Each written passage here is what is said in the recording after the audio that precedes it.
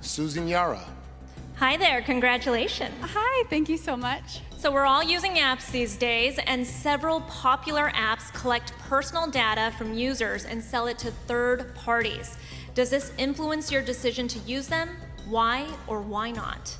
It actually does, because I feel like I want my privacy respected. I want the privacy of my family, my loved ones, and as a leader, as a representative of Oklahoma, I want their privacy respected, and hopefully one day as Miss USA.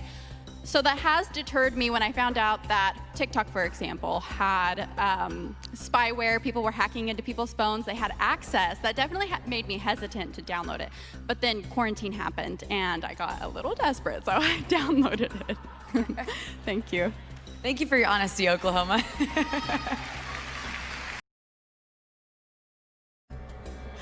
Hello and congratulations, Mississippi.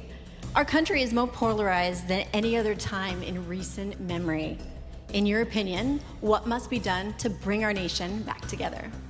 I think this is an issue of trust. We've lost trust in the systems that seem to keep our country running, from the media to business to our government. And it's all about restoring that trust and coming together and working together to heal and trust in these systems. If we want to continue to be the greatest nation, we're going to have to set a better example.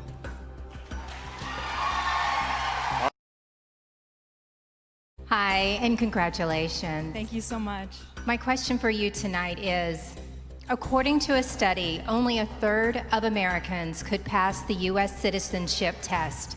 Why is that? And what can we do to fix it? I think it's because as Americans, a lot of people are entitled. They think just because they're born here, they have every right to live here. And that's not the case. I think it's really important that we study up on our country. We know what happens. I mean, we had the Black Lives Matter movement where so many people didn't understand the systematic racism that happens right here in our country. We need to do better. We need to learn about our country to progress it and move forward for a better future.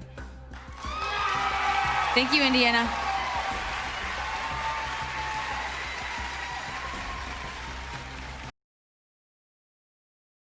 Congratulations, I'm thrilled for you. Thank you. Recent protests have advocated for police reform.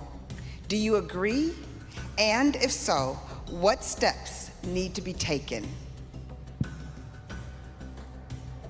I do believe that we need police reform. It's obvious from the amount of violence that is happening, especially among those who are marginalized and minorities in particular. We need police reform. We need to put money instead of towards gun control and policing people inappropriately, towards education and teaching officers how to work with communities and how to not fire their firearms inappropriately. Thank you so much, Idaho. As more and more people are getting their news through social media, do platforms have a responsibility to fact-check posts, or will that ultimately suppress speech? I don't think that will ultimately suppress speech. We need to ensure that Americans are getting the truth. A lot of Americans are learning their news from social media, and that's the only outlet that they have to get their information. And if they're spreading false information, that can be a huge, huge problem for our country. So we need to ensure that the things that people are posting online are true and accurate, but we also need to ensure that the people who are fact-checking those are on both sides of the party, so there is no bias. Thank you, Alabama.